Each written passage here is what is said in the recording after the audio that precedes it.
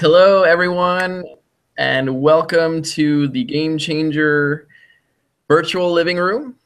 Here I am with Antika Alicia, and we are having a real conversation today. And I find myself particularly charged after last week, and I had some amazing interactions, and I learned a lot, and I'm also re-energized and charged up because I also know how much work there is ahead of us because um, the giant kind of industry of violent video games and the people who love them, produce them, and earn what Lynn Twist would call a killing.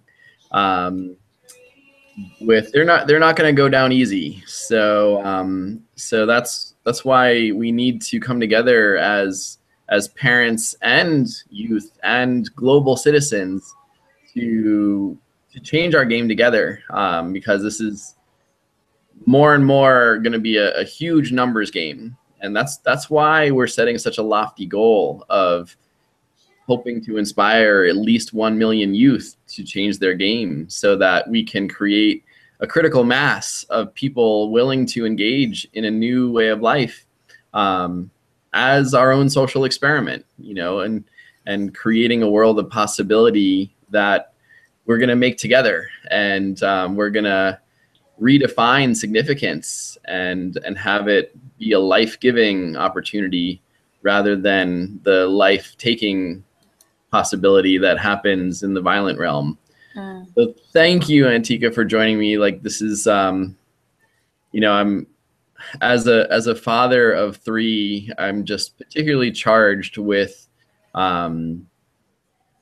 sort of what happens when I'm not around. Like, I'm just, I feel like we as parents, as much as we think our job description is like making sure that all the right things happen when we are around, I honestly believe that the more noble and the longer view, like I guess the visionary view of what parenting is to help our kids make decisions when we're not around. And I'm particularly charged by like the media and the messaging that our kids get to take in when, even when you've decided not to have cable TV in your own house. Like, what do they face when they, when they walk to Port Authority in New York City? Like I once saw like a 12-panel, ad campaign for Call of Duty. I remember that story. Yeah. So I don't know. What are your thoughts on that? I have sort of rant energy, but I want to kind of breathe through that and kind of change my own game. But so specifically, what are my thoughts on what?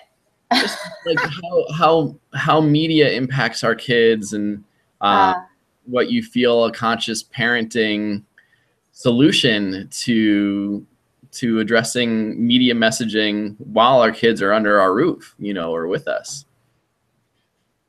Well, I think it affects hugely. I'm just watching shows with my kids this weekend. They come away and they have the same words, they have the interesting words and they use the same phrasing. And that's after watching a show one time, or they dance the same way. I remember when my youngest was a baby and Alara was like 3.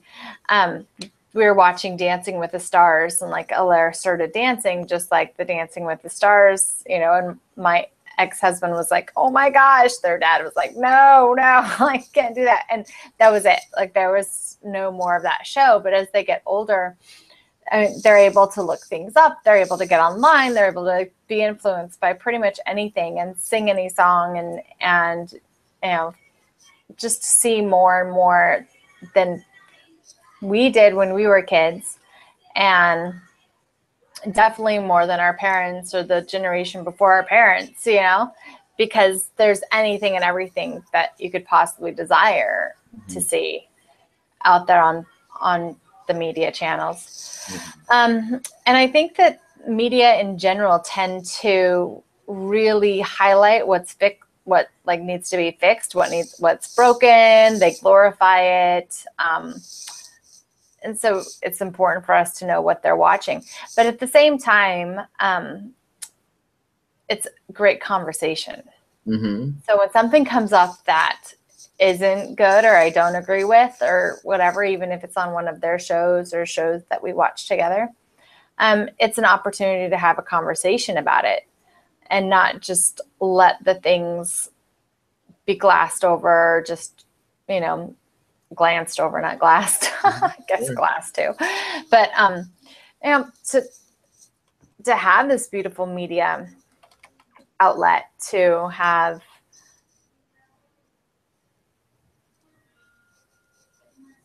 the chance to talk to our kids about kind of awkward things that we not necessarily would be really comfortable with, and then also not have to bring it up ourselves, you know, because it's nice not having to bring it up. Right. Yeah. Yeah, and I feel like it's also like, you know, what is the media now? And I mean, the media used to be, you know, Fox, CBS, and NBC, and you know that was what we relied on for our news and for our worldview in a way. And so I guess it's just, you know, counterbalanced with social media, which means, you know, every one of us is the press, you know, and every one of us has the opportunity and perhaps the responsibility to level the playing field. And you know, we get to tell the real story, which is why I'm so, you know, grateful that we live in this world where, you know, we've got these, like, you know, large money, you know, media outlets that, you know, create a pipeline of information flow and marketing and commercials and, you know, just buzz about the things that they want us to want, right? And then, you know, and then we've got just as much opportunity to, from a grassroots perspective, be the media and be a source, a pipeline of information and inspiration and connection that that allows for interaction and sharing. And I feel like, you know, just coming back to why I'm excited about the virtual living room that we are pulling up a couch in, you know, it's amazing. And the more people that can come into this living room with us and share their perspective, you know, because I feel like,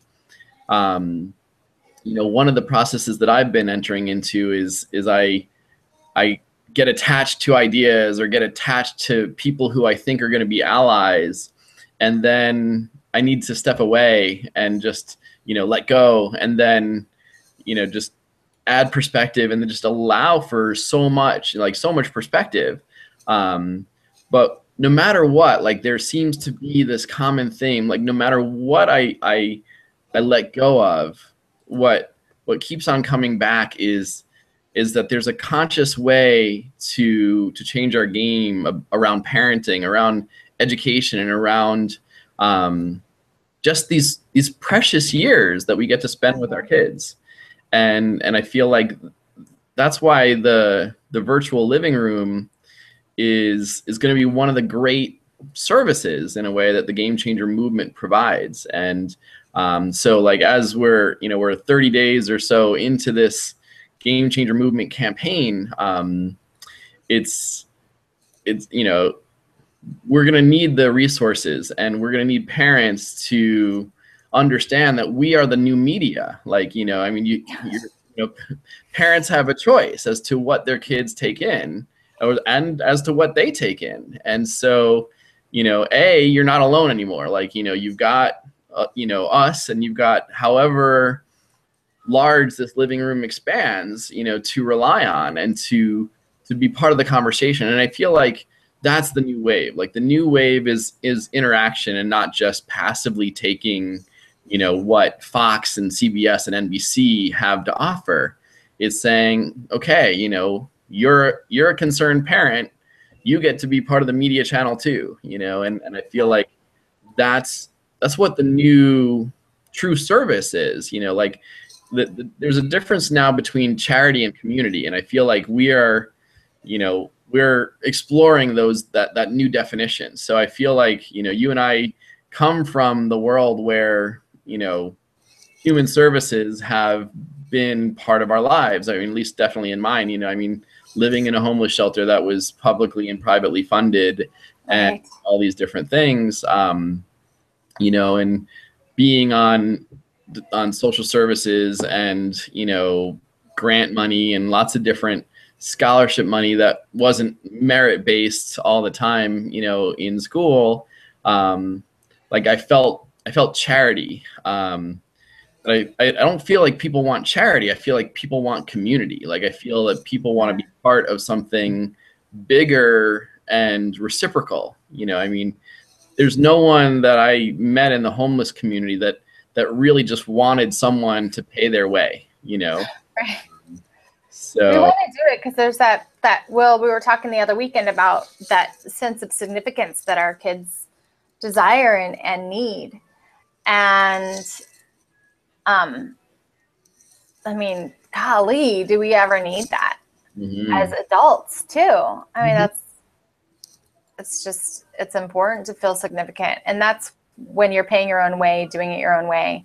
Like that makes you feel significant. Yeah. Yeah. I mean, and what does it mean to look out for our elders? Before we even had money, we had community, right? Before Right. we invented money, we knew what community was. And then all of a sudden, we learned that, not everyone needs sheep, to trade for eggs. So we needed to invent this intermediary stuff. So, I mean, we don't need to like go into the history of all this kind of stuff. I guess what I'm realizing is like, the rant energy that I came into the conversation with is just repurposing, all that control energy, like, where media outlets used to control what we wanted. I mean, John Tesh just, shared on one of his syndicated radio broadcasts that people who don't have a TV or cable in their house tend to be happier on average. Why? Because they don't know what they don't have.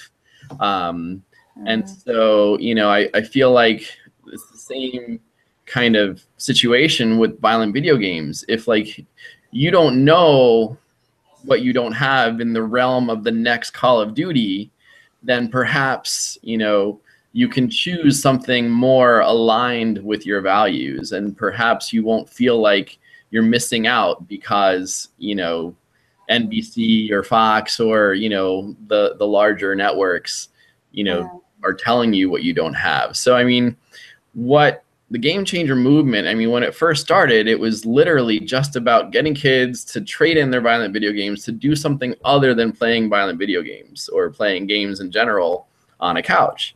And now we're saying, it's time to look at our games in general, and to meet kids exactly where they are and say that games aren't wrong, but the content could be shifted, and then to figure out how to shift the lenses, because, when Grand Theft Auto makes $800 million in the first 24 hours that it's launched, Grand Theft Auto 5, Crazy. like, that's amazing. And like, what would we do with those resources? Like, what kind of game could we make, that kids would want to play, or that moms would want kids to play, or parents would want kids to play? And that's, that's the opportunity here. And that's what the Game Changer movement is moving into, is we want to meet kids exactly where they are and offer them a sense of significance that far outweighs what they're getting in Grand Theft Auto or Call of Duty. And I feel like it's just important to start, taking that rant energy and doing something about it. And I don't know if if any parents, and correct me if I'm wrong, join the living room and tell me that we're wrong. But join the living room and share your voice, you know, and say, like, you know, is there a reason that you want your kids to play these games? Or would you love to support an alternative? And if you would, please join the campaign, you know, like make a $10 contribution and share it with your friends, share it with the PTA, share it with Mothers Against Drunk Driving, so that we can all change our game together and offer kids a new media outlet and a new gaming outlet. Because that's really what we've learned. This is how we can step up in service and build a new community. And that's kind of the full circle, you know, rant. You know, how do we turn this rant into action, and how do we turn this action into revenue, so that we can sustain this vision? Because it's not going to happen overnight, and it's going to take some true movement, you know, because, you know, the million. And it's not wanting to get out of the game. We actually want to really team up with the kids and get them in the game. I mean, it's changing the game where we're in it and we're not outside of it. And as parents, we have to step forward and get into the game, right, ourselves first. Yeah, and I feel like, you know, that's the first possible disconnect, is that, like, you know, I mean, if someone calls me to the couch and says, you know, come play Grand Theft Auto with me, my eyes will roll and I'll be in this adversarial kind of position. But if, you know, someone says, let's help diagnose malaria together using a first-person gun, you know, a first-person shooter technology, I can do that. You know, I can play that. I could lose an hour or two to malaria spot, you know. On the flip side, you know, because, like, you know, there's a reward, you know, and you feel like you're actually making a contribution to the world's diagnostic power. And that's the new wave. That's like gaming 3.0. You know, if gaming 1.0 was Atari, you know, and gaming 2.0 is first-person shooters, you know, I think gaming 3.0 is like, let's make a world contribution together using the crowd to answer questions that 3 people can't answer, even if they're really, really smart. So, even if they're really, really smart, we're all smart. Right. And we're you know, and you never know what you have inside of you. Right. Like you were giving the story a couple living room chats ago about the folded game. The folding game. Right. I mean, the second or third best protein folder on this planet is an 11-year-old person, you know, and just don't know what gifts we are all dropped into, or like when they might come up. And and developing games like this is going to be a way to absolutely just fund that. And another great thing that I just love to reiterate to the audience is, you know, we'd really love to have these games in, as Eric was saying earlier today. He was telling me about, you know, yeah, we have this robot and all these things. We want them in the schools. We want to do these events, and we want to create artwork and pieces from the violent video games. But wouldn't it be cool if, you know, they put in a violent video game and they get a slip out or something? I don't know. This was just the vision in my head of, like, here's your free replacement game. And they get into this world solving, you know, interactive community of kids and adults that are literally solving world problems. Like, and interacting. I think that would just be so cool. So it's not like you're losing anything, like, or you have to be really into art to put in your violent video game, you know, because you might not be. But you just have this, you just get a cooler game, a more up-to-date, cooler game that you can really participate, that you even have more significance, and that you can even help design. Like, how cool is that? Yeah, and I think, like, that's the other, you know, and in addition to my rant, I took in some really beautiful information last week, and like, one of the people who spoke on cutting edge technology said that, like, robots are going to do so much, not necessarily the robots that we've created that just their single purpose is to collect violent video games, but like the robots in the world are going to replace so many of the jobs that we once aspired to fill as humans. So the thinking in new technology, it's not what gets created, it's how it gets created. The how is so much more important these days than the what gets created. And what I mean by that is we are creating a process that has buy-in built in, if that makes sense. So we don't want to create a game for people. We want to create a game with people. And moving from charity to community and from for to with is really like the essence of what the Game Changer movement is becoming about. So I feel like that's a strong place to close for the day. We're gonna get our technology right soon. I apologize because today my computer overheated twice, probably because it felt the heat of my rant. So it took a little bit longer for me and the computer to cool down. But we are humbly serving into this mission and ironing out the kinks, and we have an extra couch for anyone who wants to join this virtual living room, and we'll just keep on keeping on and get more and more regular, and I will let go of my rant energy and just look forward to sharing this living room with you, Antika, and whoever else wants to join us next Monday at 3:30 Eastern Standard Time. Thanks, everybody. Thank you so much. Talk to you soon. Okay, bye. Bye.